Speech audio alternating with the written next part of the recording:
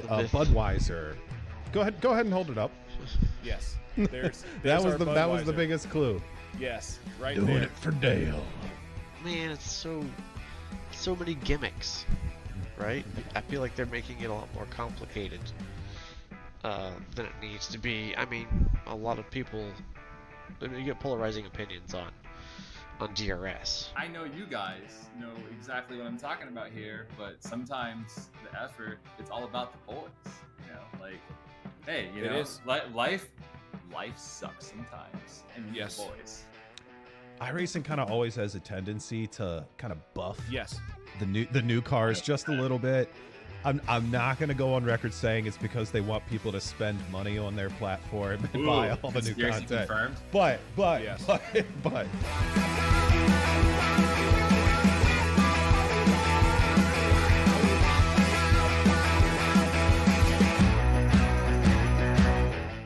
the field in Castro's hands, and he's going immediately.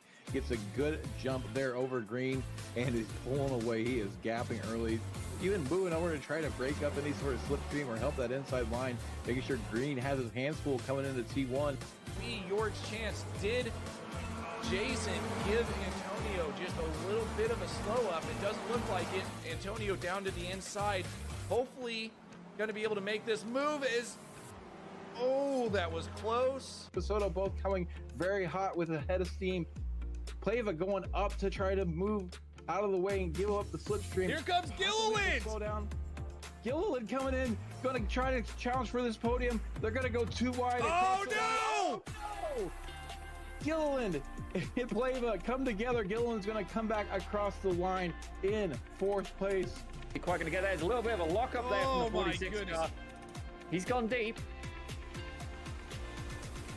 Whoa, I don't know how everybody was able to get through that. That could have been absolute tears for that front.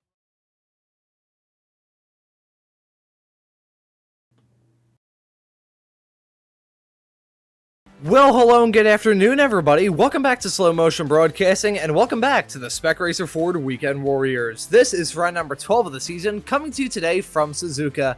My name is Randall, subbing in for Randall McGrew this week, with Daniel Zippy Salmon working the comms and the cams for today's broadcast. Today, we're back in Japan for the second to last race of the season, and what a track we're running at too. Suzuka is a wonderful ride in the world of racing, and it's also a fast track at points as well. So Zippy, hope you're in the mood for some overtaking today, because as these drivers will likely prove, and not just this qualifying session that we're in the midst of right now, but the 40-minute long race we have coming up along with it, overtakes in this series are about as rare as plastic spoons at an ice cream parlor.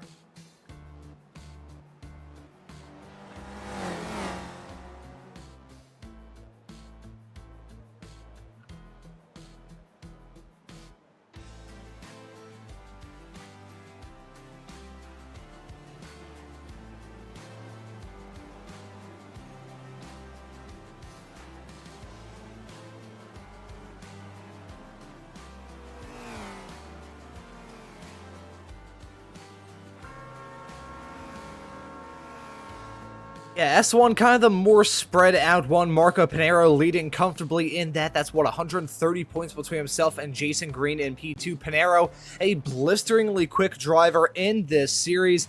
That Italian behind the wheel of the number 16 car. He's in front of reigning champion here from the Spec Racer Ford Weekend Warriors, Jason Green. Those two pretty far spread out. The fight for P2 is certainly on between Green and Bobby West, some Weekend Warriors staples. So we'll have to wait and see how things are going to shake out with those two. Andre Favini, the Swede in the number 27 car, and Daniel Wood going to round out your top five. The fight between Favini and Wood certainly going to be on as well, with only 4 points separating those two in fourth and fifth. So that's how it stands at the moment in Spec 1. Moving on to Spec 2, meanwhile, a little bit closer here as SMB's very own Josh Wilkie in the 777 car, 569 points on the board as it stands at the moment. Bit of a cushion between himself and Paolo Brema. That is 62 points between those two drivers. Gotta say, in terms of the pace that they've shown in the practice session that we were not able to cover in the qualifying session that we're in the midst of right now, looking like those two are pretty evenly matched pace-wise here at Suzuka, so looking like that fight is very much going to continue. We've got Paul Jackson in the 249 car, the Brit in third.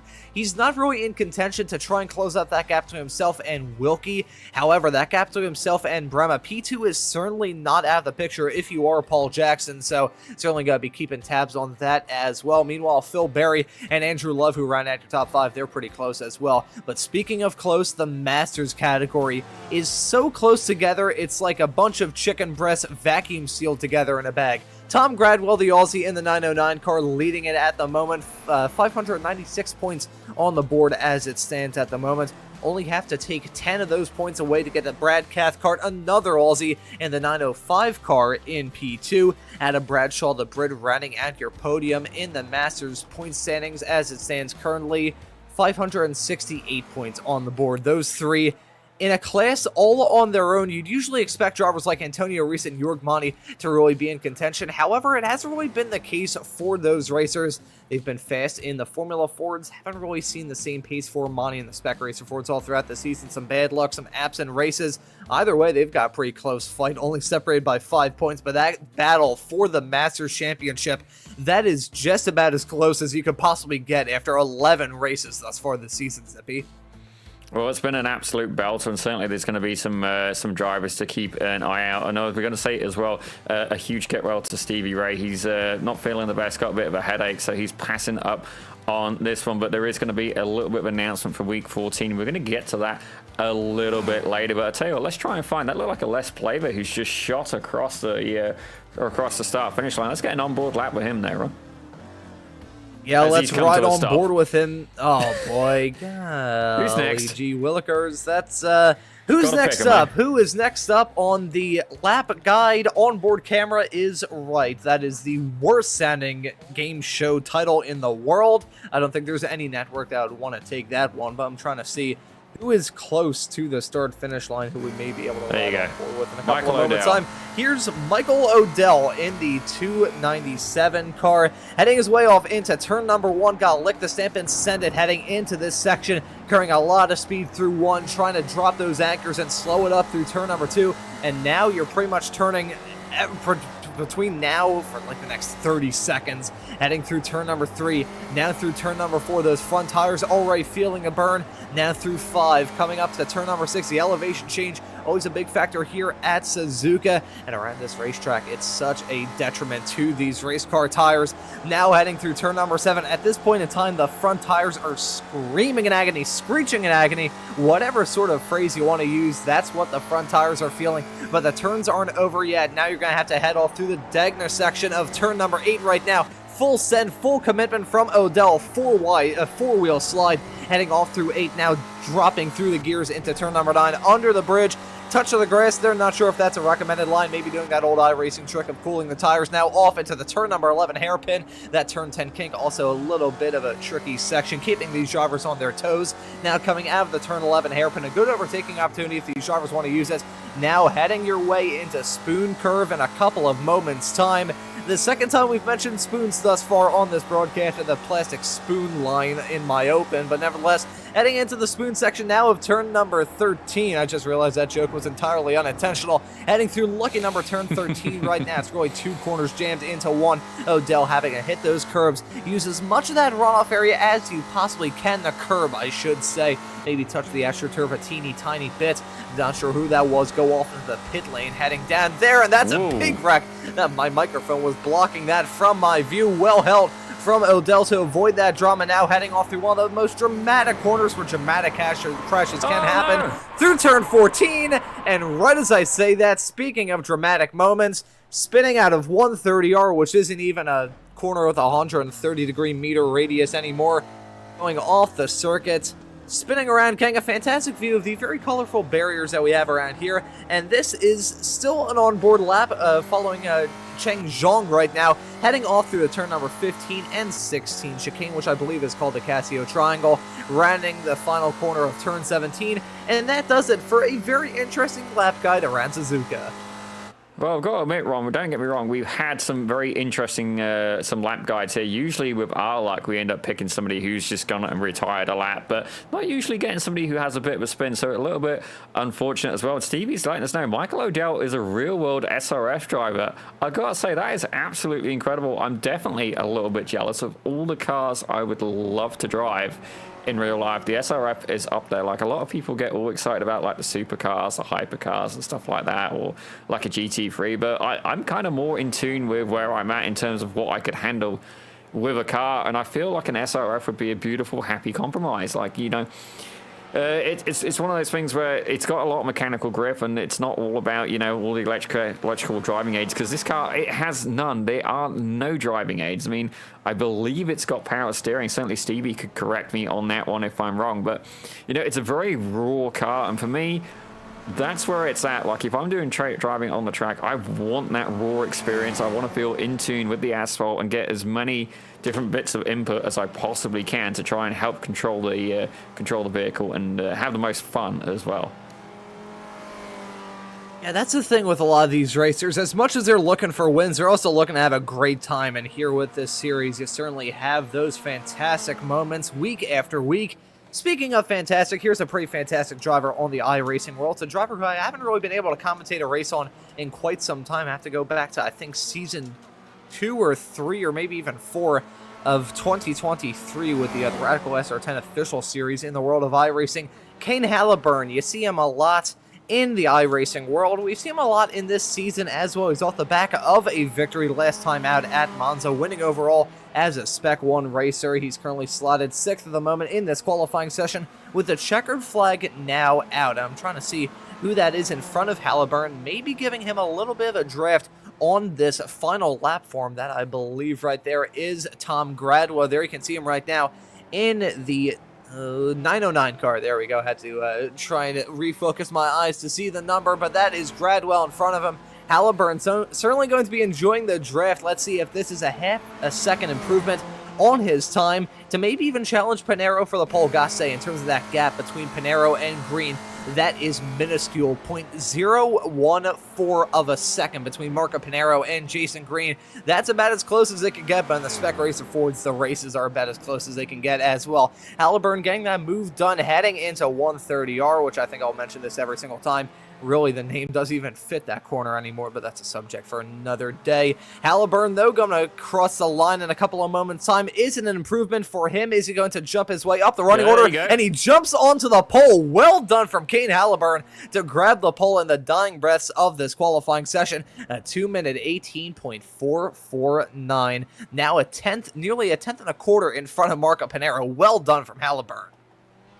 Well, I've got to say, that was an absolutely incredible drive, and you saw him go purple in one of those final sectors there. That draft from Gradwell really, really helping out. But I can say Stevie and Michelle have confirmed, almost in a little bit of amusement there, when I was asking for sure, did they have power steering, it was almost not insulting per se, but it was more like, you know, like, are you for real kind of deal? And 100%, you know, I didn't think it did, but I wanted to confirm for sure. And straight from Stevie, he says, no fancy stuff, no ABS, adjustable brake bias in the cockpit, but that's about it. So, yeah, that raw driving experience definitely delivering here in the SRF. Honestly, Zippy, I gotta say, talking about, like, really raw driving experiences in the world of iRacing, that's usually some of the most popular cars in the service. One of my favorites, I wouldn't say offenders in that regard, because it's certainly not offending me one bit, is the Dallara IR01. That is, it's like a mix of like a future open wheeler, which is probably never going to happen on account of the fact it has a giant gas-guzzling V12 engine strapped to the back of it, but it's got that like futuristic look to it, despite the fact it was added into iRacing back in 2020. But it has that old school flair as well. I remember seeing a lot of discussion on Twitter or X or whatever letter of the alphabet they want to call it this week. I remember seeing a lot of discussion about that car being the closest that iRacing has ever really gone to a pre-2000s champ car. So kind of sort of thing that you'd see the likes of, I feel like I need to mention him, Greg Moore, for instance. Lots of old IndyCar drivers running on what at one point in time was nearly the closest thing to Formula One here stateside in the Kart IndyCar series. In the midst of the split, just absolute monsters on four wheels. I remember seeing a lot of discussion about the fact that that car is as close as you could get to an old Kart IndyCar back in the day on the iRacing platform. So in terms of raw driving experiences, all of them really hit exactly the same. The Dallara IR1 has that same driving pleasure that's really rare to find in iRacing nowadays, as the Spec Racer Fords have. I've done some Spec Racer Ford official races as well, and I'll tell you what, it is an absolute hoot. And that's saying something from someone who's usually more of an open wheel guy than a prototype driver or just a sports car driver, whatever you want to call that car. But with that long menagerie out of the way, I think we'll take a look at the starting grid, and it's going to be the Jamaican of Kane Halliburton grabbing the pole, a 2-minute 18.449, looking to try and grab a second straight win this season. I think he has a really good shot to get it done. Marco Pinero, the Italian, the championship leader, going to join him on the front row. Jason Green, Pinero's main championship rival, going to be starting behind in third. Evandro Dantas, a Brazilian, going to be starting this race from fourth. And we have Antonio Reis, a Masters driver in the 914 car, going to be starting this race in fifth from the Masters pole. Then we have Daniel Wood in P6, Bobby West in P7, Alice Pleva starting this race from the 8th position. Sergio Dorelli, the Argentine racer in the number 86 car, going to be starting this race in 9th. And Tom Gradwell, the Aussie, going to round out your overall top 10. As we have a look, I was actually compared to this gentleman the other day. Chris Murakami takes 11th from Milo Green in 12th, the driver from Illinois, as I've just missed my click. There we go. 13th takes Kane Lasky. That's actually quite far back from where I would expect to see him on the grid. Simon Mayer takes 14th with the hometown hero himself, Josh Wilkie, in 15th. And I do believe... No, he's second for S2. Sorry, I just assumed... Sorry, Josh. I just assumed you'd be S1, S2 pole. Brad Cathcart takes 16th with Michael O'Dell in 17th. That is a real-world SRF driver, as informed by Stevie Ray. Marcus Burkitt, the Welsh driver, is in 18th with Kenneth Batley in 19th and Kurt Nunez in 20th. And then looking through the rest of the starters that we have in this field, we have the Spec 1 racer, the American of Changzhong in the 126 car. Starting in 22nd is going to be Paolo Brema. That's a really tough qualifying result for the Italian, looking to challenge Wilkie for that Spec 2 championship lead. Coming into the final two races of the season, Adam Bradshaw going to be starting in 23rd. Jim Brewster going to be starting this race from the 24th position. And we still got a whole lot of starters. Andrew Love in 25th, Scott Russell in 26th, Paul Jackson in 27th, Aaron Vogel starting this race in 28th, Michelle Vlaglini, the Italian, in the 319 car, going to be starting this race in 29th, Jurg Mani going to be joining them on the 15th row. Then we have Jason Perry in 31st, Flavio Andallo in 32nd, Andre Favini in 33rd, Michael Nelson going to be starting this race in 34th, Jeff Jacobson 35th, Russell Telker, who we will be mentioning in a couple of moments. I'm going to be starting in 36. Jesus Rodriguez, the Spaniard, in the 76 car, going to be starting in 37th. And CJ Conklin going to be starting this race in 38th. And that will round out your grid. From this race, gotta say, some of the starters that we had towards the back have not taken to the grid, so I think we may have to wrap some bows around that, maybe some connection issues, maybe something like that. That, I believe you can see, is a 260 car that we see of Russell Telker.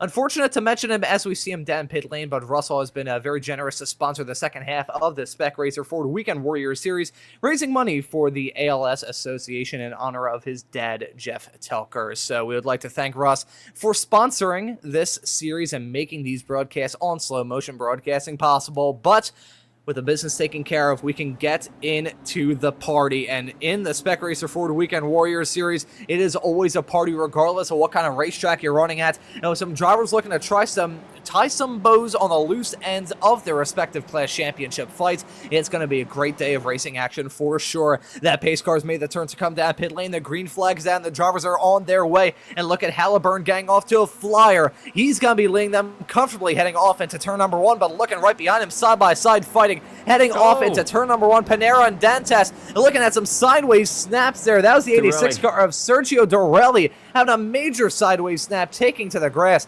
heading through turn number one. Well held from Sergio. The fact he was able to keep that car going in a straight line, getting bumped off a little bit by the American of Chris Murakami. So Dorelli at this point in time really getting the short end of the stick as we see the battling continue, heading through the S's for the first time. Well, that was definitely a very, very intense start, and I do wonder if Russell took to the pit lane just to try and get a little bit of a safer start. If I have a quick look there, he is at the back of the pack, but he is still on the move. But everything is all very, very close together, and definitely a little bit of survival instincts kicking in at the start of that race. Don't get me wrong, cold tires, ladies and gentlemen. It is not hard to forget after just doing a qualifying run. But one thing to keep in mind as well is the draft from these cars is pretty incredible, and these guys are going to want to try and break that draft if they can. Halliburton right now 0.2 of a second ahead of the lead. Yeah, he has gotten off to a flying start at this point in time, but you gotta wonder at this point if Halliburton is going to be able to hold on to the lead as we see some side-by-side fighting continuing here. That's Michael Odell, who we just saw go side-by-side with Simon Mayer. That was coming out of turn number 11. Looks like they single file out. Same can't be said about Cheng Zhonggang, a move done. That, I believe, was on Milo Green heading through. That's heading into the S's, right? That's heading into Spoon. My apologies right now, as I just saw Wilkie go for a dive. Was that on Odell or was that on Dorelli? I believe it may have been on Odell, but either way, Wilkie getting a move done. Currently slotted in 13th as it stands. Very early doors into this race. We haven't even hit the 2-minute mark. We haven't completed the first lap, mind you. Already have had a lot of drama before Kane Lasky and Tom Gradwell may be battling as we see a side-by-side fight involving Adam Bradshaw, the Masters driver, in the 929 car. My apologies. Currently running in 22nd. He's got a fantastic view of a fight going on involving Kurt Nunez, Burkett, and Batley right in front of him, as Wilkie may have had an off-track excursion. Coming out of the triangle, that's a big crash with himself and Torelli coming out of the corner. Well, that definitely wasn't what he had in mind. A lot on the go in the championship standings, and I do feel so bad for him. Like, you know, there's maybe it's the pressure, maybe it's just a little bit of bad luck, but or maybe it's the Stevie Ray shotgun. I mean, your timing is unfortunate for you on that one, Stevie, because we do know the Stevie Ray shotgun is indeed a very potent weapon. But Sergio Dorelli, certainly one of the more aggressive drivers we've seen in the field, having a little bit of a tangle there. Simon Mayer, I know we've seen before, trying to push it free wide. I believe that was at the Nuremberg ring where we saw that kind of action. So I do wonder how this is going to shape out for him. Michael O'Dowd now takes over that, well, I'd say almost leading this train, but he is currently second in this pack of cars here. It's been led by Cheng Zong, and you know, the S2 championship very much Michael O'Dowd on the whole, but certainly an interesting thought as well as I have a look at S2. You know, none of these guys are really a threat for Wilkie until I get to the Paul O'Brien. He's currently back in 24th overall, so still a big gap. I don't know what's going to happen with that, but lots of action happening throughout the field. I gotta say, as we're looking at Odell, should be noted, I can see a little bit of damage on the front end of that race car. Not sure if it's just some small little scrapes. You can just like pull the front end of these race cars like a scratch-off lottery ticket. It's just coins on the back of these race cars. Scratch them a little bit, trying to reveal any sort of logos that used to be on before the fresh lick of paint was put on some of these race cars. But a little bit of damage on that car of Odell, and it should be noted about that because sometimes in these Spec Racer Ford races, a little bit of front-end damage may be restricting the amount of air that gets to the radiator, or just crumpling up the front bumper can lead to these cars slowing down a little bit heading down the straightaway. And considering that we're going onto the one main straightaway around this racetrack, flat out of Spoon, a lift heading through 130R until you get into Casio Triangle, the chicane towards the end of the lap. Actually, I'm going to fact check myself. I believe Casio Triangle may end up being the turn 11 hairpin. You can tell I was always great with corner names. Probably a disqualifying feature for a broadcaster. But nevertheless, looking at these drivers battling hard, I think the point that I was going to raise before I had an existential crisis here a couple of moments ago was the fact that a little bit of damage on the front end of these Spec Racer Ford race cars can maybe lend itself to some drivers losing a whole lot of time throughout the mid-sector and maybe just having to hang on to the front of the car just so you don't lose out on any more time. Well, certainly, and I'm hearing from Stevie as well that Michael O'Dowd is rocking a genuine livery, the Alliance Autosport livery with Real World SRF Prep Shop. Great bunch of guys, and they did indeed sponsor SRF Weekend Warriors at one time. But I can say there's battles going on. Looks like Marcus Burkett's getting into it. There's having a battle there between Adam Bradshaw himself and Kenneth Batley getting in on the action. Honestly, at this point, Ron, I'm not entirely sure where to focus the camera. You can see Scott Russell behind now. He's a pretty potent driver. Definitely one that's been guilty of the falling anvil, as as you would phrase it. And certainly, I feel so bad for Scott. He's been caught out a number of times. Definitely a bit of bad luck. But we're going to take a quick look back at the lead for just a moment. You can see here, nothing really changed too much. Kane Halliburton's leading it. Marco Pinero in second. Jason Green, he's holding there in third. And Bobby West, now himself and Bobby West, they're kind of fighting for the points, if I remember correctly. So JG2, he's going to be very happy to be having that a little bit of advantage over the number 89 car. Yeah, that's going to be a good fight to keep our tabs on between those racers. I mean, just in terms of the championship scenario surrounding all of them, that's going to be a big factor. But in terms of the action on the racetrack, it is going to be... It's going to be fun, to say the very least. We've already had a whole lot of fun racing thus far, and I got to say, only in the Spec Racer Ford Weekend Warriors series would you see, after 6 minutes of racing action thus far, coming to the end of this third lap, the top 20 are still covered by 9.6 seconds. Just, I mean, one of the first ever broadcasts I did in my entire broadcasting career was of the Spec Racer Ford Weekend Warriors series back in Season 2, I believe. I think it was very early doors into Season 2 of 2023.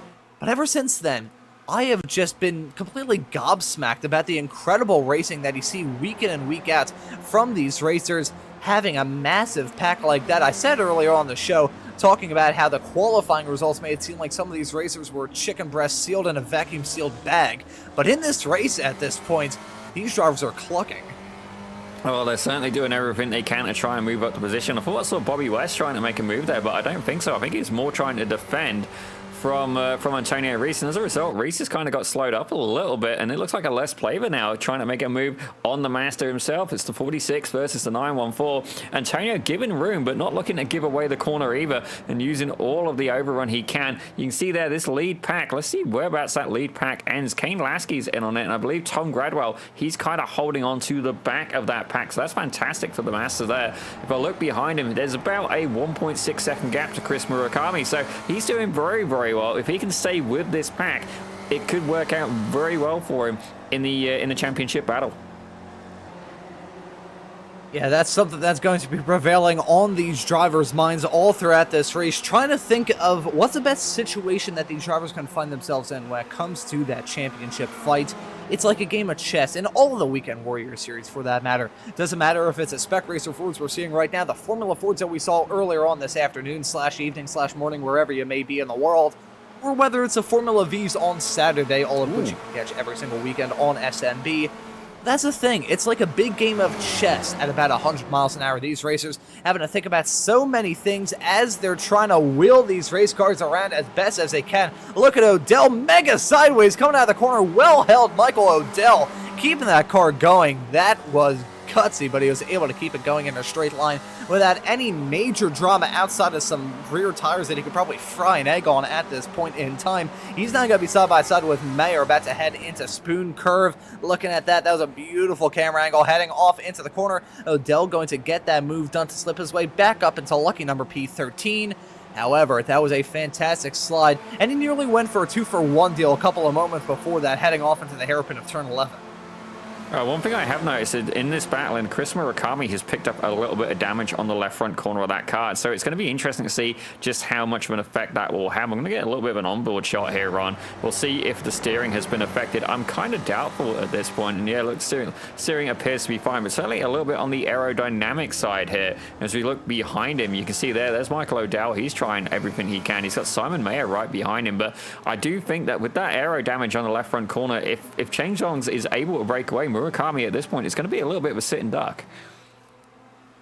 Took the words right out of my mouth there, Zippy. I was just going to say the fact that he was going to feel like a sitting duck, because that sort of aero sensitivity that these Spec Racer Fords cars have, a little bit of damage like that, and it could slow you down a lot. I think at some point during this broadcast, I want to pull up the top speed sort of graphic that we have to kind of see who's got the fastest speed, who's got the slowest speed, who is just turning on the Cuisinarts, heading down the straightaways, and who else is dropping an anchor through asphalt. But looking right now, some fighting may develop involving Flavio Andello in the 145 car, who are following right now, and Jeff Jacobson running in 30th right behind him. We got battles up and down this grid. Gotta say, Wilkie involved in that as well. You can see him in that car just at the tail end. A very striking livery to be sure. That would be metallic green with a little bit of, like, would that be like Pixie dust. neon blue, possibly pixie dust? Would that be the correct technical term? That's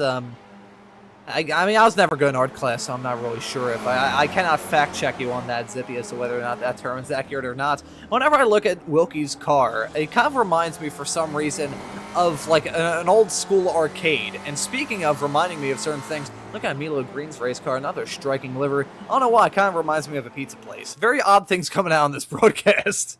Well, I'm actually, speaking of odd things, I do wonder why Russ Telker's taken to the pits. I'm hoping everything is okay there. And that looks like he may be taking tyres as well. So certainly, something's not quite going right with Russell Telker's race today. I'm definitely sorry to see that. But if we ever look back at the lead pack, it looks like Daniel Wood, he's dropped off that lead pack just a little bit. The gap now between himself and Lasky, 1.2 seconds. Gradwell very much in the tow. Cheng Zong right now, he's a little bit further back. He's currently the hard charger of the race. Started 21st, and he's up to 11th place. So he's having a very good time, really capitalizing on the opening stages of this race. But we're going to have a quick look at Les Playbook because he is alongside, I believe that's Antonio Reese. Reese certainly having to fight everything he's worth. You can see Evandro Dantas in the background, Kane Lasky as well. These guys have got a front row seat. Now, I do wonder, are they going to send it free wide? Are we going to see a bump draft? No, Dantas is going up on the inside. Here we go, 3 wide action, hang down, nearly 4 wide action, contact being made, heading off into turn number 1. They should buy a lottery ticket because that was oh so close. Dantas finding himself in the midst of an absolute hornet's nest. That's not going to work out too well for him. He's going to lose out on that spot to Pleva. Now got to fight like hell to try and get that move officially done on Antonio Reese, riding on board with Kane Lasky in the 09 car right now. He's going to try and make up some spots, seeing that hornet's nest in front of him. That was insane, though. That contact, not sure how good of a view you got of that, Zippy, but that was a pretty substantial whack. Heading off into turn number 1 a couple of moments ago, I think they should be thanking their lucky stars that they got away with that. Yeah, I did see a little bit of a nudge there, and I'm also informed as well that we're about 11 minutes in, and that means that the pit window is now open, and that is, to quote Mr. Randall McGrew, the Pied Piper of pit strategy, Mr. Stevie Ray, is informed us on that. So certainly, you know, I take that 100%. You know, we know myself and anybody here at SMB.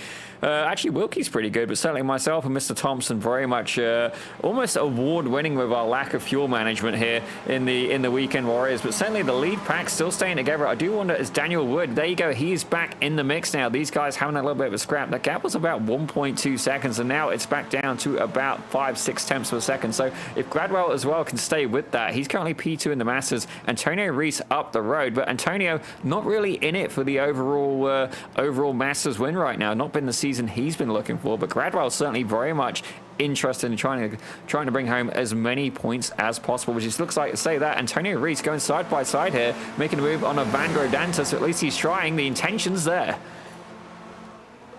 Yeah, he certainly tried to go for that move. Speaking of going for a move, though, Pinero and Green got to be side by side, hang off into turn number 1. Halliburton's completely checked out, so they're battling for the final podium positions. They were side by side, heading off into 130R a couple of moments ago. Got to stay line of starting with Pinero in P2 and Green in 3rd. Bobby West dicey, and that's Daniel Wood in the number 28 car going off the track, heading off into that final chicane, so that's going to lose him out on a whole lot of time. As Antonio Reese has come down pit lane, Chris Murakami got to join him as well. So already seeing some drivers make that decision to come down pit lane. And, you know, on the subject of fuel saving, Zippy, and all that, as we see Cathcart, Batley, and Vogel join pit lane as well. So a very quick trickle of drivers coming down into the pits. Won't be the first time that we see drivers make stops in this race. We've still got to wait and see for a vast majority of the field to make that run down pit lane. But at the same time, however, you got this sort of stuff going on where drivers are probably more preoccupied with battling than they are thinking of pit stops. Well, that's something that you can't really discount, Ron. I mean, you definitely got to try and make a conservative effort to think about the think about the fuel strategy, and certainly that has been my undoing on more than one occasion. But speaking of strategy, right now, Kane Halliburton's doing it a little bit differently. He is just absolutely sending it, representing the Motor Racing Academy. I do know he's a driver coach over there, and I do believe as well he was coaching Drew Swank recently as well. It's one of the streamers that I follow, and he's recently been competing actually in a big esports series that could land him traveling to Korea of all places. So don't ask me if it's north or south, because I definitely failed geography, but Halliburton doing very well here today. He's opened that gap up to almost 2 seconds at this point. Still a lot of battling, and these two are going to be a good one to watch. Bobby West and Jason Green very much fighting in the standings, and they're next to each other on track, so it's going to be very interesting to see how this plays out. I feel like if you want to find any sort of geography lessons, you should not turn to me, because I am just about as bad of a teacher as you could possibly get. You'd probably be able to get better geography lessons from a blind marmoset. But nevertheless, looking at these drivers continue to battle, Panero starting to pull away a little bit from Green, about a half a second between those two racers, albeit a half a second gap, and a Spec Racer Ford race will disappear in the blink of an eye. These drivers now slowly starting to cool off in their racing. I say cool off, they're still covered by practically nothing heading through 130R. About to head into Casio Triangle in just a couple of moments' time. And I did fact check myself, that is actually the Casio Triangle, so my memory did serve me correctly. For the first time in about 20 years, my memory has served me correctly. So that's yippee to me, I guess. But actually, I will touch briefly on a point that I was going to raise when we first started to see those drivers come down pit lane. A good fuel management story to continue the odd relationship when it comes to filling up with gas and people who work on work with slow motion broadcasting. That is, there was one time in my karting days, many moons ago, in which we were getting something done on the kart before a run, and went out on track, and the fuel vent cap was not screwed on properly, and so a few corners in, I had about half of the fuel tank spill out onto my leg, which, have it be known, was not a very pleasant experience. I feel like if I was a dermatologist, I would have had a panic attack as a result of that, as if I didn't already have a panic attack with having a gallon of fuel spray onto my legs. But with that very odd story out of the way, we'll get back to the action. Just saw a driver come down pit lane that I believe was Milo Green, who's exited out in 30th. Already seeing some drivers consider the run down pit lane, as Stevie mentioned in the YouTube chat, and Zippy, as he reiterated to us on the broadcast. 11 minutes in was when the fuel window opened, so these drivers may be trying to size up a run down pit lane, doubly so considering we're only 2.5 minutes away from reaching the halfway mark of this race. Well, one thing I do want to focus on, I'm not quite sure what happened, but Paulo Breme, he's dropped back quite a ways. He's currently back there in 25th, and this is for the championship standing, so the only thing I can think of is, did he pit earlier on? So let's go and have look and see exactly who's pit here. So if I have a look, Paulo Breme, no stops. So something's happened to Paulo Breme at one point, which is absolutely fantastic news for the hometown hero, S&B's finest there, Joshua Wilkie, because that has put him back into P2 for the S2 standing. So not quite sure what happened to Breme. I am going to try and find it while you talk about some of the action going on here, Ron. But actually, speaking of which, it looks like Andrew Love, he's having a little bit of a battle there with Andrea Favini, who is currently up 12 spots. Actually, Jeff Jacobson now, he kind of snuck under the radar a little bit in the last one. He's currently up 16 spots. Oh, and right as we say that, that was a spin heading through Spoon. Not sure who that was. May have been Andre Favini. He's dropping down like a rock. So that may have been Favini going for a spin, as we see some side-by-side fighting there. There's Favini. He's super slow. Heading down that start-finish, not start-finish straightaway. That's a start-finish straightaway on, I guess it would be the East course around here. Actually, no, that'd be the West. The geography skill is clearly not my strong suit as a broadcaster. But that's Favini clipping the curb, heading into the corner, and just going for a slide.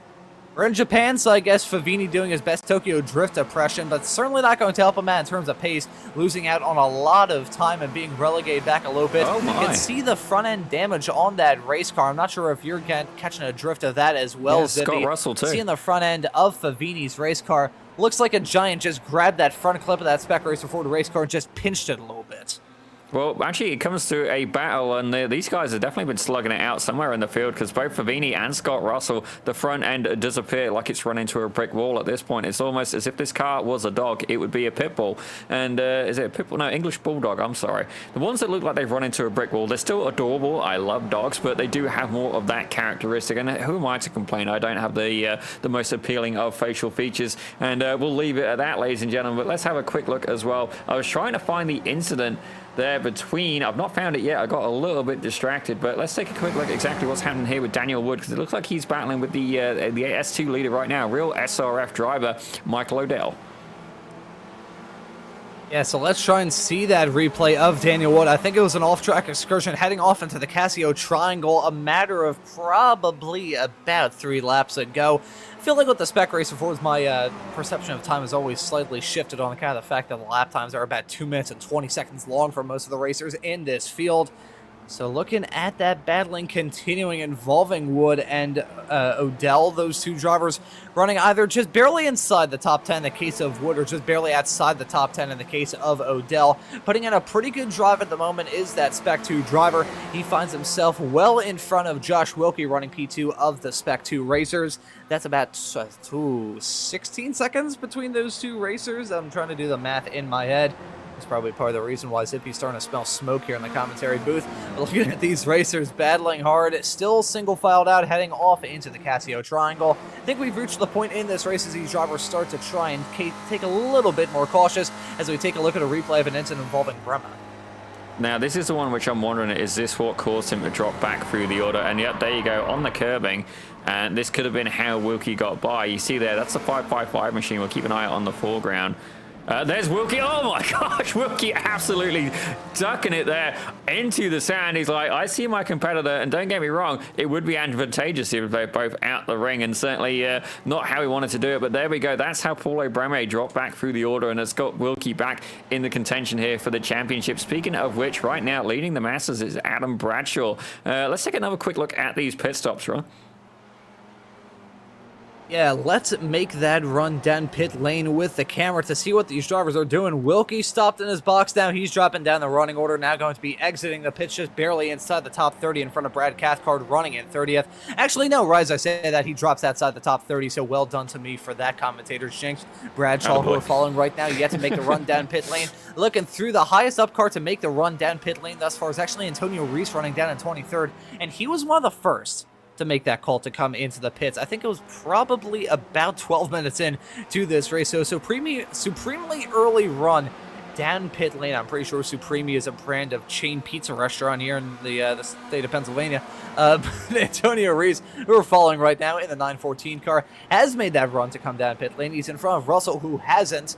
But at this point in time, Reese finds himself in a little bit of a pickle, for lack of a better term. You've got Favini, who we saw have a sideways snap not terribly long ago. He was in front of Reese, as they're not going to be side-by-side, heading through turn number 10 right now into the hairpin of 11. Side-by-side still coming out of the corner. Looks like Reese not going to be successful in that first challenge, but he's going to have the outside line, going to have the inside now. Heading off through turn number 12, they're going to be side-by-side for a decent chunk of this lap as we've kept our cameras on them, and they finally single file out before they even think about getting on that brake pedal off into Spoon Cove at turn 13.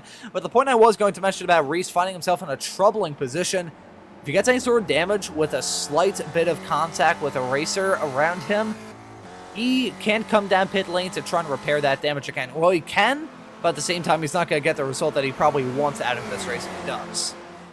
Well, you say that, it looks like Michael Nelson's getting into a little bit of a fight as well. As you see him and Jeff Jacobson getting close together. Actually, both of these drivers, himself and Jacobson, up 17 spots in the grid right now. So that's absolutely incredible. Certainly, myself, I've never been one for qualifying pace, but I'm all about racecraft. So it's a hard charger award currently being shared by these two as Michael Nelson dips it in the pits. Actually, we've got a few people in the pits right now. Daniel Wood's in there. Cheng Zong's in there. He was certainly having a good drive earlier. Flavio Andalo, he's coming in as well.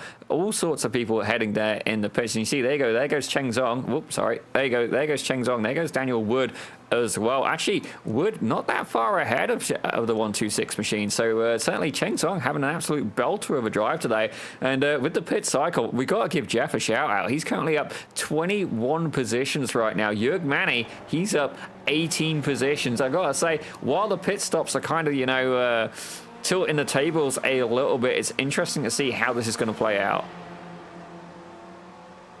Yeah, I'm certainly going to be keeping my attention on a lot of racers between now and the checkered flag. Those hard chargers, always nice to keep tabs on all throughout these races, seeing drivers cut their way through the field like a hot knife through butter. Ooh, Bradshaw nearly ending up in the gravel as Kurt Nunez going to try and get a move done on him. They're side by side coming out of turn 9 into turn 10 right now. Looks like Nunez going to get that move done to break his way into the top 10.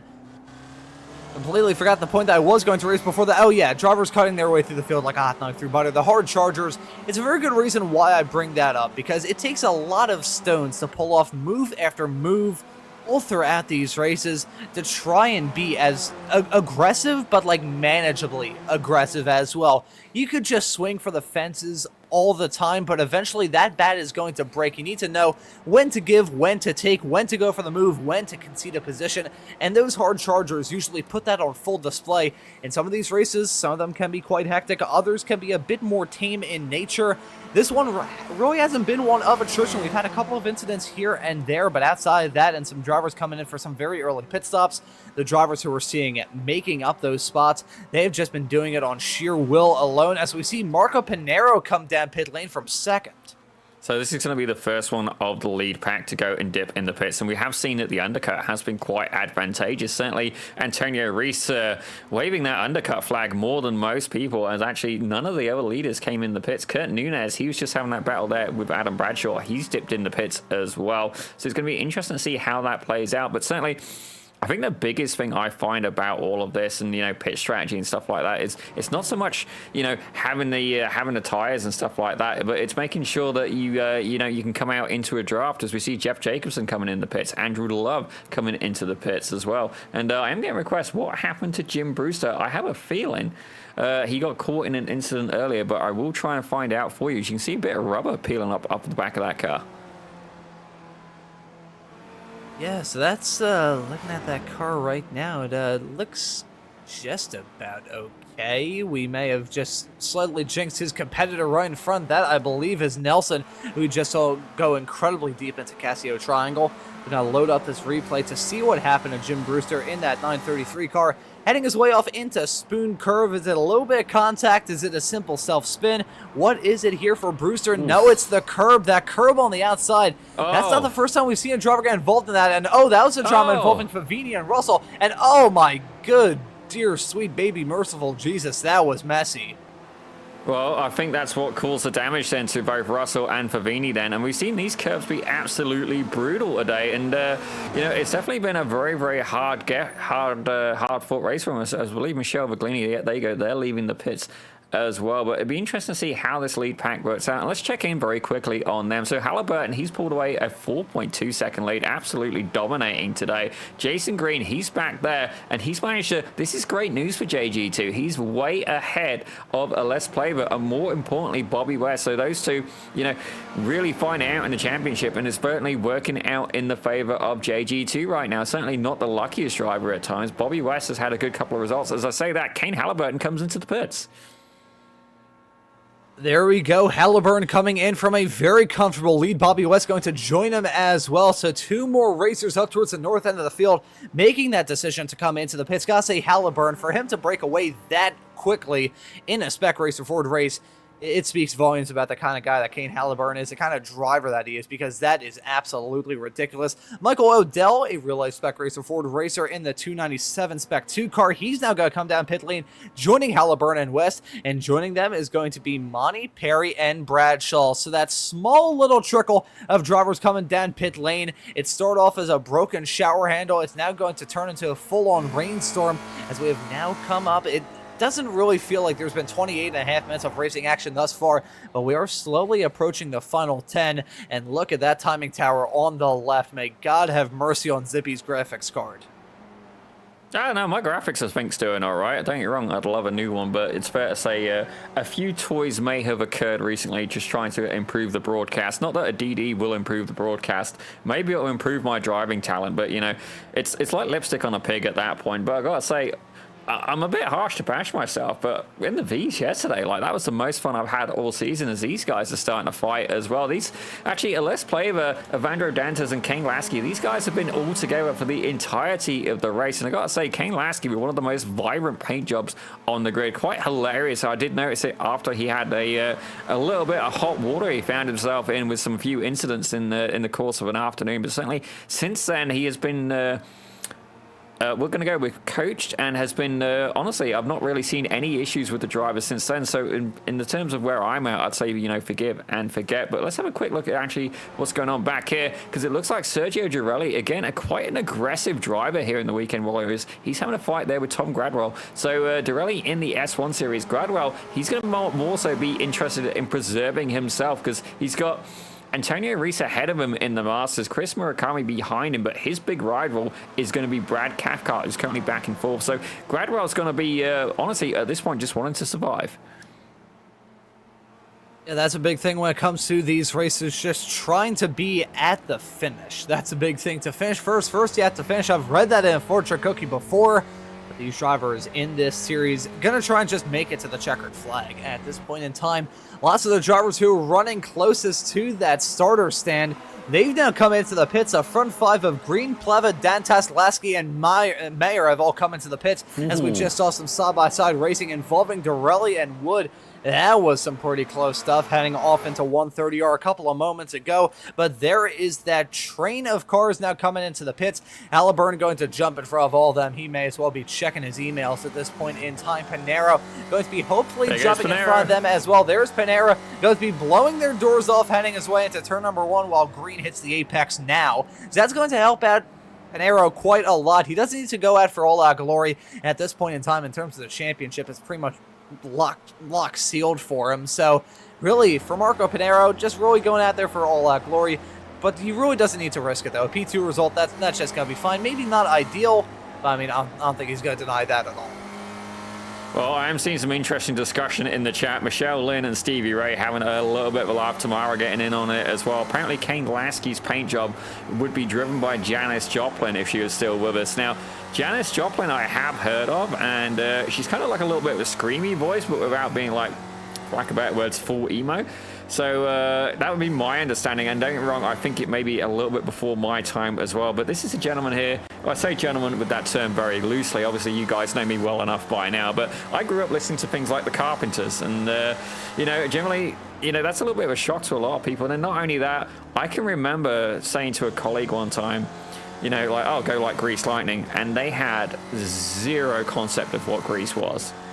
Absolutely zero concept. So, you know, I get it. And if I completely butchered the Janis Joplin reference, I apologize. I'm just working with what I got on now.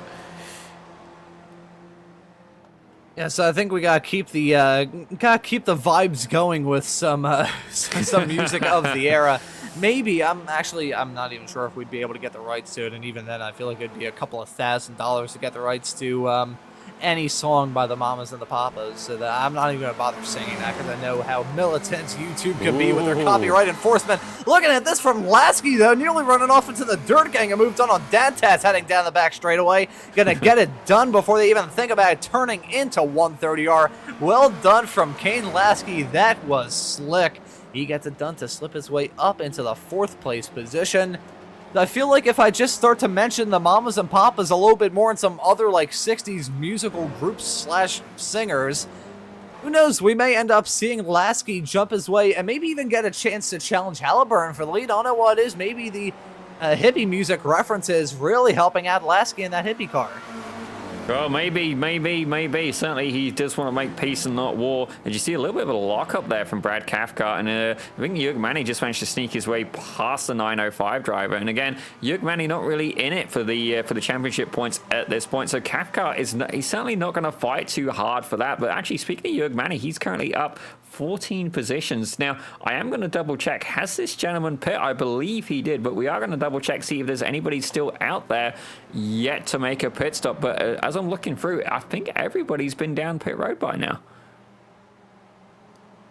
Yeah, I'm trying to see if there's anyone that has been able to stretch out their tank of gas that long. I don't think there is. There's some drivers who have come in for 2 stops, that being the case of Milo Green, but that's a little bit of a standout. Don't need to have that happen at all throughout a race, so he's had a really scrappy affair. As we go back to the action and look at this Hornet's nest of race cars with Love, Favini, and Jacobson covered by barely an ear, heading their way off through the S's for one of the last times in this race. They're trying to get a move done on Love to slip their way up into P24, finding themselves effectively in no man's land as well. Flavio Andallo about 10 seconds farther up the road, and Paul Jackson about 3 seconds, 2.5 seconds to be a bit more precise, in tow, as we may see Favini trying to get a move done on Love, heading off through turn number 8 right about now, and he gets it done successfully, so well done from Favini to slip his way up into 24th. Well, absolutely fantastic battle there. I will admit that I was a little bit distracted. Michelle just sent me a picture in the Discord of the Janis Joplin and that Porsche, and I got to say, vibrance, it certainly is. Absolutely fantastic. And don't get me wrong, I'm not much of an artist. I won't even pretend to try and sell that one, but I do love the fact that, you know, sometimes we just, as humans, especially now, it doesn't happen as much. We don't express ourselves as much. Like, if you look at a new house, it's basically, you can find the same house all over the place, and it's rather boring. And I love the fact that that paint job, for example, very expressive, very individual, and, you know, very unique. Yeah, it is a very striking car. I just got a chance to take a look at it myself. So that is a very colorful livery or paint job, whatever you want to call it right now. And speaking of another colorful car, Whoa. we keep on mentioning the 60s hippie music and the flower power car of Kane Lasky getting it done on green. So well done from Lasky to slip his way up into the podium spots. It's going to be a hard ask for him to catch up to the likes of Marco Pinero, who, as it stands currently, is about 1.6 seconds farther up the road.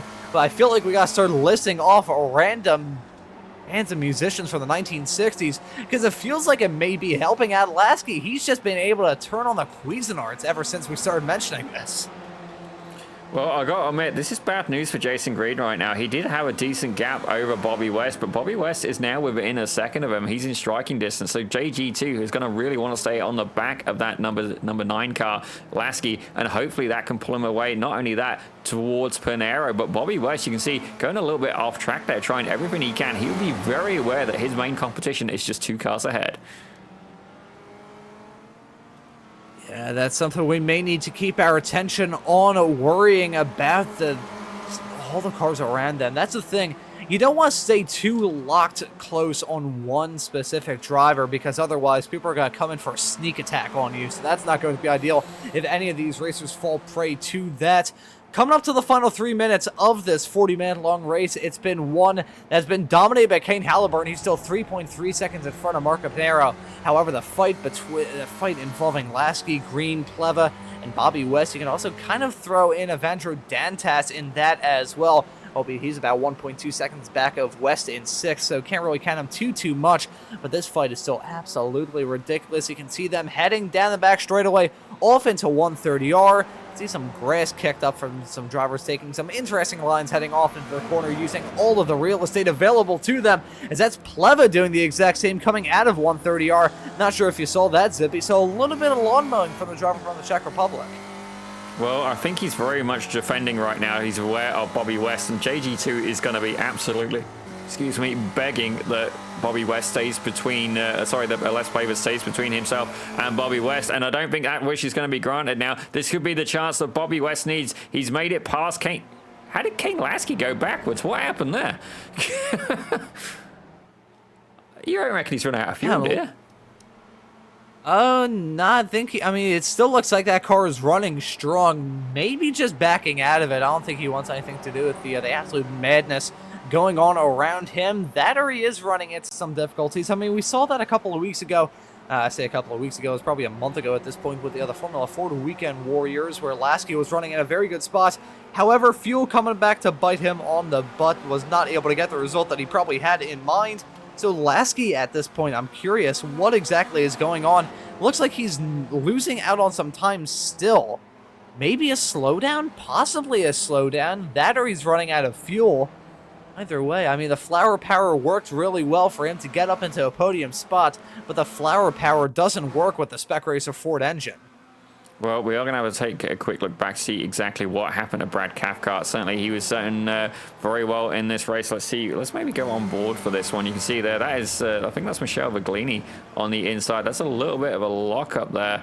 I say a little bit of a lockup, quite a big lockup, and no, able to keep things going. So, okay, not too bad. I thought we were maybe a little bit higher up in the standings, but we'll leave that at peace for now. As I hear Sergio Girelli has crashed as well, but we're going to leave that be because this is where the battle is going to be. JG2 and Bobby West. It's now going to be a fight to the end. And not only this for the race, but certainly the last podium position for the championship points. And Michelle is certainly saying in the chat, and I'm completely in agreement with her, JG2 is going to be plotting when to make the pass. As you see, Bobby West is currently alongside. He's managed to get the pass done, but for how long? I do wonder if JG perhaps lifted out of that on purpose. Is it going to be tactical to surrender there before they head into the chicane and then be able to get a drop, as he had a little bit of an issue with braking? And that's a less flavor mixing it up, and this could be exactly what Bobby West needed.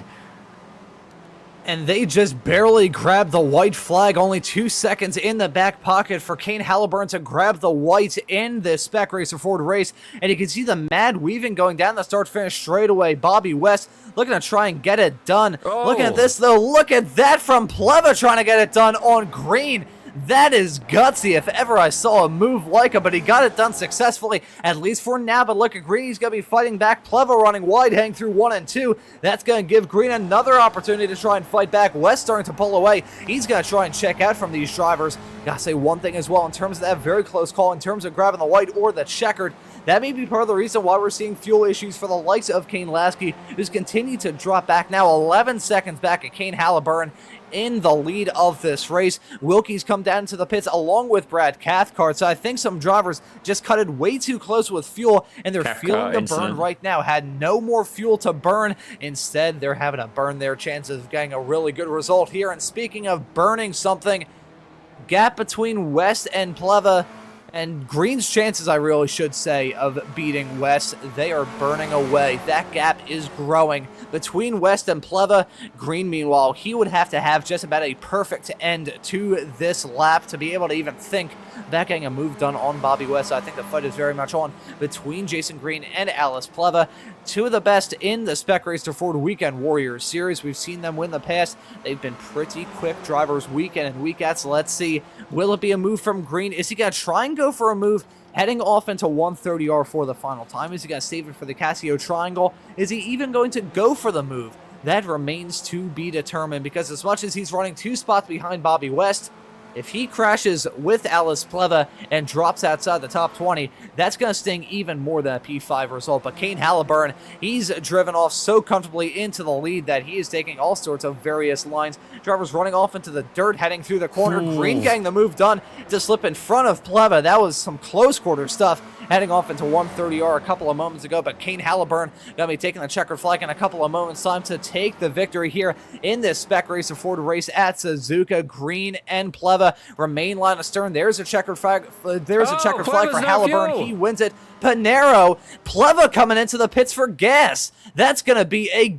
Oh, boy, that is such a shame for Alice Pleva.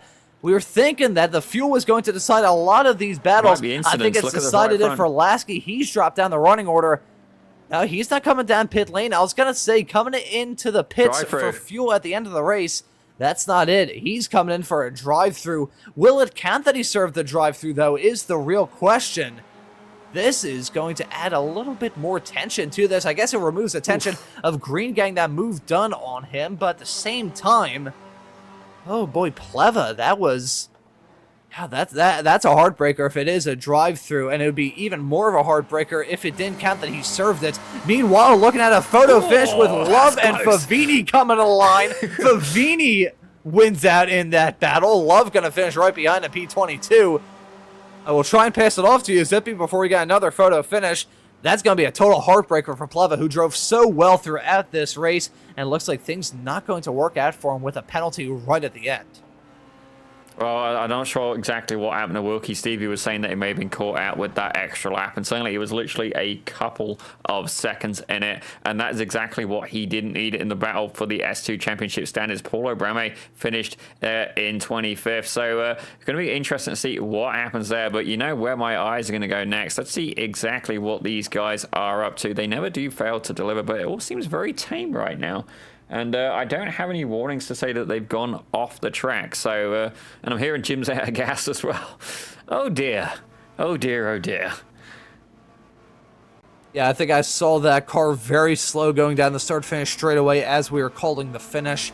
I'm not sure what these drivers are cooking here at the moment, but I think it is going to be goofy to say the very least. Oh, golly, gee willikers. We just saw a fatal accident there. That is horrendous. Oh, my dear. So, oh, golly, gee willikers. This is... It always catches me out. I don't know why it continues to catch me out, but it does, Zippy. Just seeing these drivers coming like a bat out of hell, barreling in, T-boning their competitors. I think I just saw another one there. Oh boy, I've genuinely lost the words to describe all this. I think they're still there. They're still there on the outskirts of turn 1 and continuing to see the destruction. Did see a lot of accidents throughout the race. It was very clean for a lot of the drivers up and down the grid with a couple of simple spins here and there.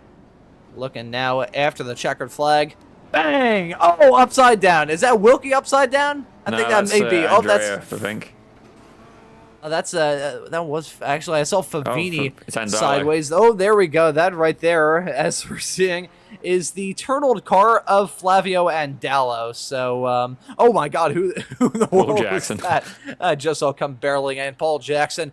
He ballparked it in the Formula Fords earlier on. He doesn't do the same here in the Spec Racer Fords, but one of I am at a loss for words, folks. I don't know if I'd take these guys to a shooting range. I don't think that would end well. And if there's any rabbits, Adam's going to shoot it. Yeah.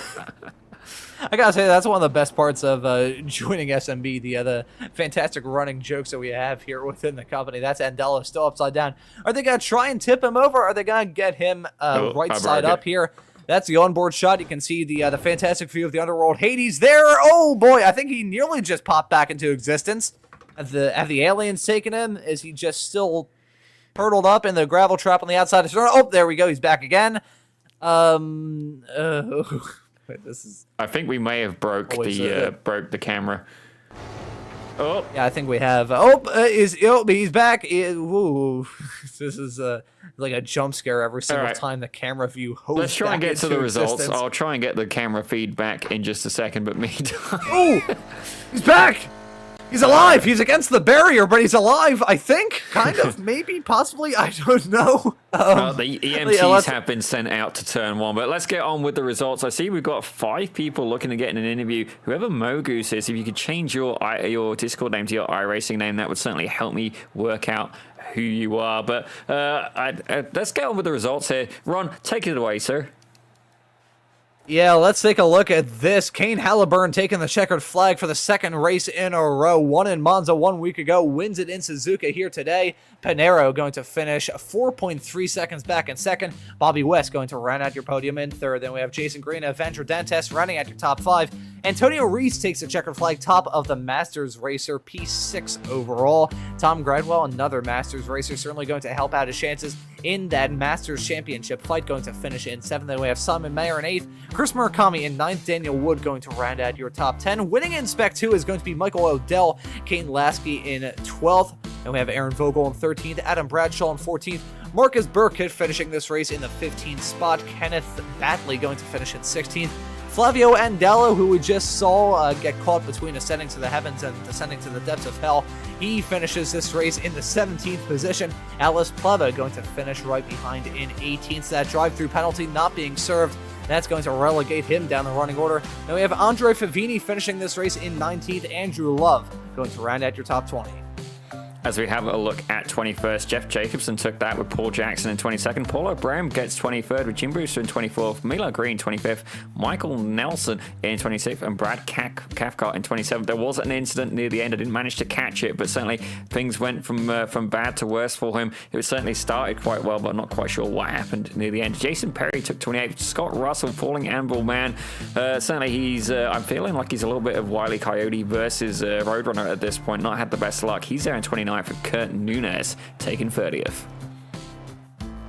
And rounding out our results from this race, we've got Sergio Dorelli finishing in 31st, Josh Wilkie finishing in 32nd, Jorg Mani finishing this race in 33rd, Michelle Volcolini right behind in 34th, Cheng Zhang going to be finishing this race in 35th, Russell Telker finishes down in 36th, and one last breath to get through these results, rounding out your 38 cars that are classified are CJ Conklin and Jesus Rodriguez, neither of which took the start unless I am very much mistaken. So that does it. From the results, we got a whole lot of drivers waiting in the interview waiting area, so I'm going to try and figure out who I'm going to pick. It's like going to a bakery, you know, trying to figure out what you want to pick off the shelf or what. Got a lot of drivers were spoiled for choice here. I think the driver that I'm going to be dragging into the commentary booth to have a chat with is going to be Bobby West. It's been a little while since I had a chat with Bobby. Now, Bobby, that looked like a pretty hectic race involved in that absolute hornet's nest of Spec Racer Ford race cars all throughout it. So talk us through your perspective of this race here at Suzuka. Yeah, I'm pretty satisfied with that. I think it's one of my better races, actually. Just everything sort of worked out really well. I mean, we'll skip over the first half because we were just sat in a queue saving fuel. But I wasn't sure whether it was 17 or 18 laps, and that's what caught most of the people out, which I'm sure you spotted. And I was in two minds of what fuel to take, so I just went straight down the middle between the two I estimated with what I saved, and I thought I can save half a lap if I'm wrong. And then as it worked out, I ended up at the back of the queue again after the pits, and I thought, I got this wrong. Everyone else is going to be there, but yeah, they all started running out. So yeah, that was it all came to good in the end. Yeah, it seemed like they were starting to drop off like flies towards the end of the race, and we saw that just considering how close it was. I mean, outside of Kane Halliburton and I believe Marco Pinero, the rest of y'all took the white flag after that 40-minute mark, so it really speaks volumes about that very close margin that had. So I can imagine trying to pick out how much fuel to put in the race car was pretty tough considering all of that. But one more race left to go from this season. Gonna be running at Oran Park on the Grand Prix Loud, a track that has steadily gone the way of the Dodo Bird. Gonna be running there in 1 week's time. Sort of similar to this racetrack with a long flat-out blast in it and a lot of tight bends that are going to create a real interesting spectacle in just 1 week's time. So, Bobby, what are your thoughts heading into that one? Yeah, I'm quietly optimistic. I ran really well at Oran Park last time I raced it. I don't know, I just had a good setup for it or something. So, optimistic. I don't know if I can catch Jason, because I see Alesh he got incident points or something, so Jason finished 4th at the end of that.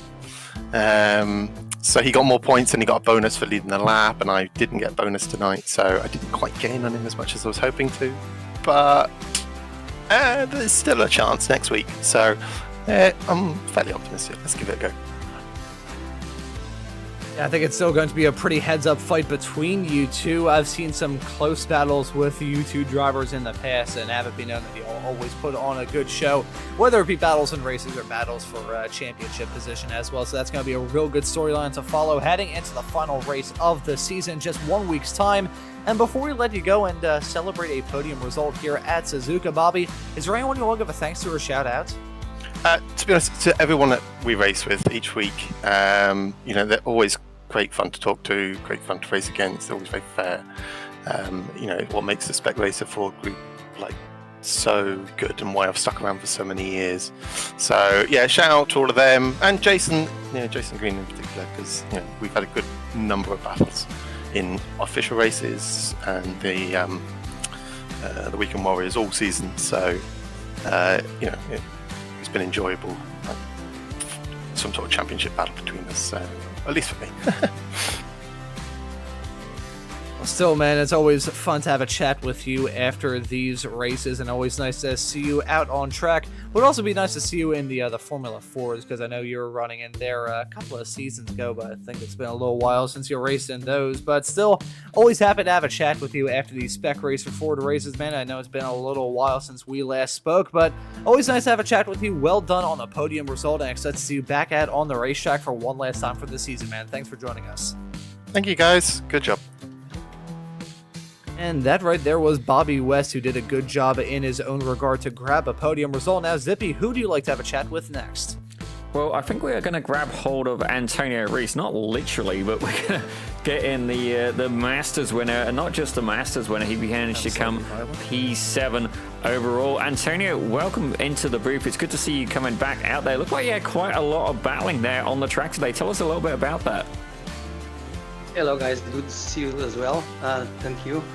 I have no pace for these guys, so I'm a little bit slower than them. Then I was trying as much as I could, but so I lost a few. I get the qualification with the draft, so my qualification time was not according to my pace, was a little bit higher. I get the draft from Penero, Marco Penero. So on the race I was losing positions one by one. That was my natural speed. Then I was just trying to stay ahead as much as I could. Yeah, some battles on I was battling with a few guys when I was after the pit stop, and it was not tough as it was before in the race car. Well, definitely a very, very tough field indeed, and you're definitely taking the gamble there with that early pit strategy again, and it's fair to say that it paid off well for you. You got the Masters win today. Tom Gradwell about 1.7 seconds behind you, but before we let you go, Antonio, any closing thoughts? Well, the season is finishing. We have one more week, so I hope to see you guys again. I'm always waiting for this day. Well, that's definitely some valid words there from Antonio Reese, and we're going to catch you hopefully next time here in the commentary booth for an interview to say that you won the Masters race. But certainly next week we know it's going to be a couple of championships decided. But for now, Antonio, we're going to leave you to it. Thank you very much for stepping in, and we're going to grab another interview in.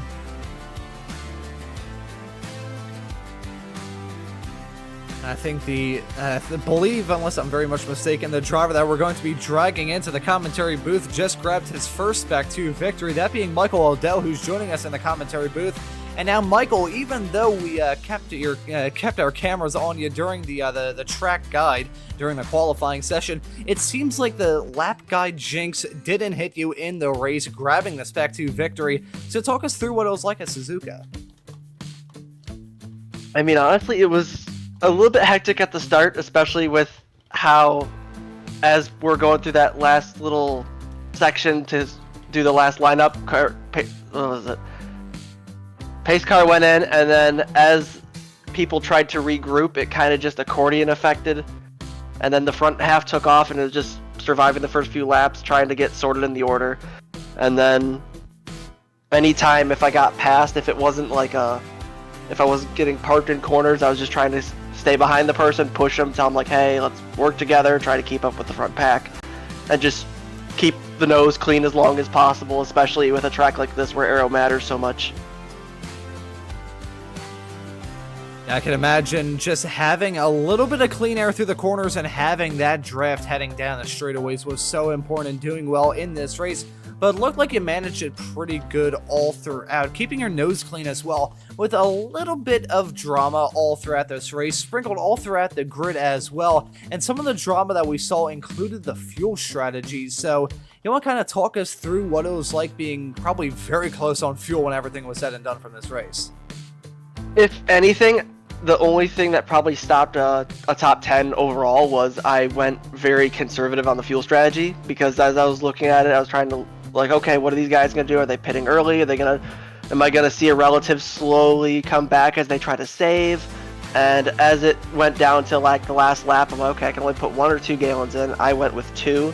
That's where you saw I dropped down the order a lot farther than Mayer. Mayer, I believe, was also right behind me as I pulled in. And just with that fuel difference, at the end there, you saw that a few drivers didn't have enough, or if they didn't save, they were pretty much sputtering by 130R and just having to limp it home. Yeah, certainly saw a lot of that towards the checkered flag. Some drivers running out of fuel all around the racetrack. Most of Suzuka just being sprinkled with Spec Racer Ford race cars with no fuel left in their tank. But you're one of those cars that had enough fuel in the tank to be able to take the checkered flag as a Spec 2 winner. So before we let you go and celebrate this victory, which I believe is your first Spec 2 victory with us, is there anyone you want to give a thanks to or shout out? Shout out to the parents. I will be letting them know when they get back from their flight that, hey, look, while you guys were in the air, I finally won a Spec 2 race. So I'm definitely having to rewatch the stream just for this. I think they're going to be certainly enjoying it because the racing was fantastic from start to finish. Saw a lot of battles with you being in the center of them, and you came out victorious in that Spec 2 fight. So, Michael, thank you for joining us in the commentary booth. Well done on the victory, and excited to see you back out on the racetrack wherever it is in the not-too-distant future, man. Thanks for joining us. Thank you for having me. And that right there was Michael O'Donnell, the winner in the Spec 2 category. And now, you know, we've mentioned it a little bit throughout this broadcast, Zippy, about some announcements and some stuff that we should probably touch on before the end of this broadcast. And here it is, folks.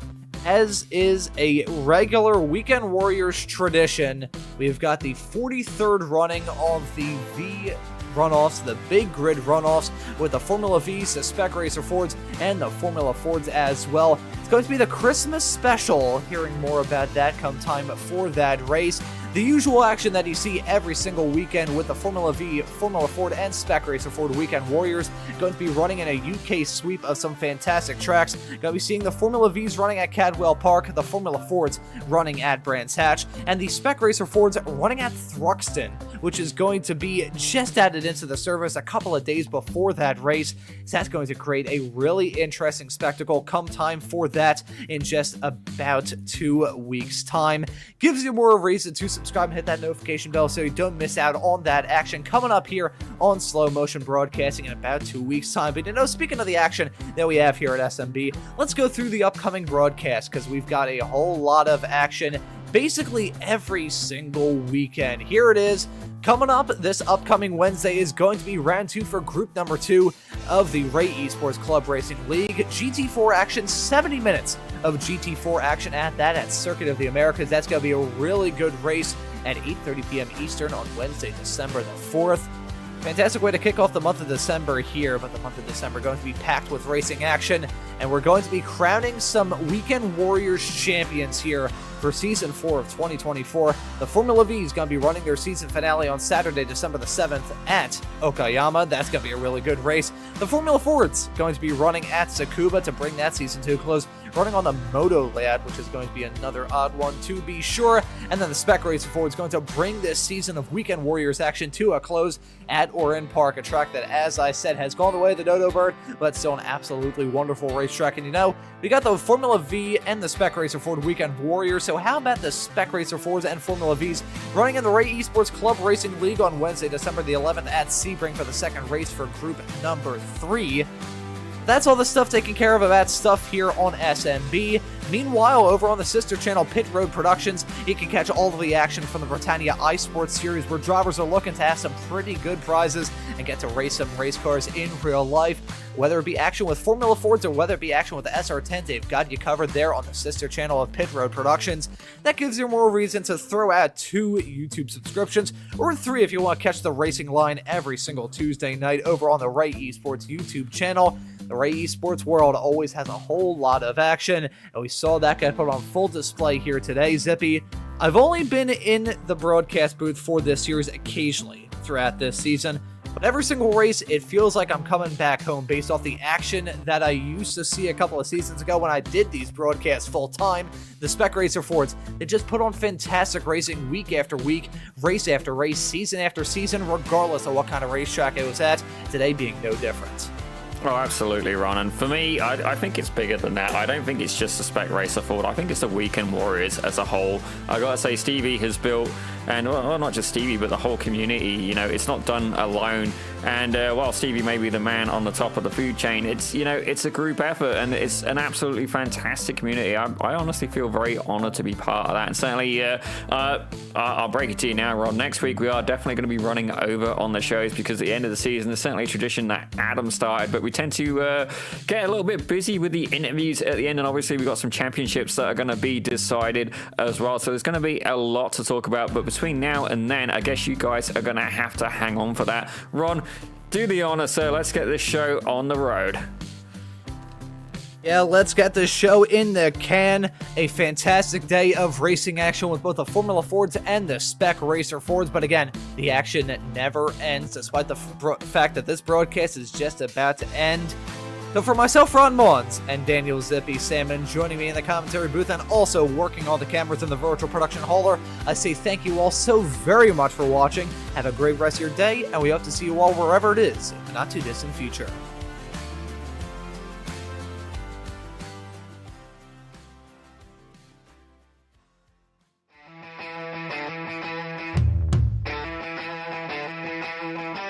I see a Budweiser. Go ahead and hold it up. Yes. That was the biggest clue. Yes, right Doing there. it for Dale. Man, it's so many gimmicks, right? I feel like they're making it a lot more complicated than it needs to be. I mean, a lot of people, you get polarizing opinions on DRS. I know you guys know exactly what I'm talking about here, but sometimes the effort, it's all about the boys.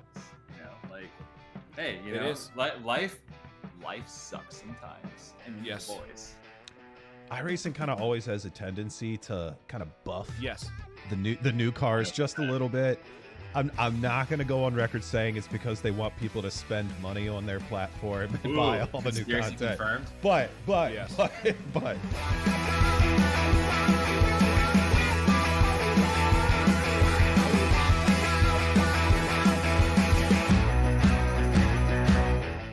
The field in Castro's hands, and he's going immediately. Gets a good jump there over green, and is pulling away. He is gapping early, even moving over to try to break up any sort of slipstream or help that inside line, making sure Green has his hands full coming into T1. Be your chance. Did Jason give Antonio just a little bit of a slow up? It doesn't look like it. Antonio down to the inside. Hopefully going to be able to make this move. Oh, that was close. Soto both coming very hot with a head of steam. Playva going up to try to move out of the way and give up the slipstream. Here comes Gilliland. Slow down. Gilliland coming in, going to try to challenge for this podium. They're going to go too wide. Oh, no! No! Gilliland and Playva come together. Gilliland's going to come back across the line in fourth place. Quite going to get there. There's a little bit of a lock up there from the 46 goodness. car. He's gone deep. Whoa. I don't know how everybody was able to get through that. That could have been absolute tears for that front runner.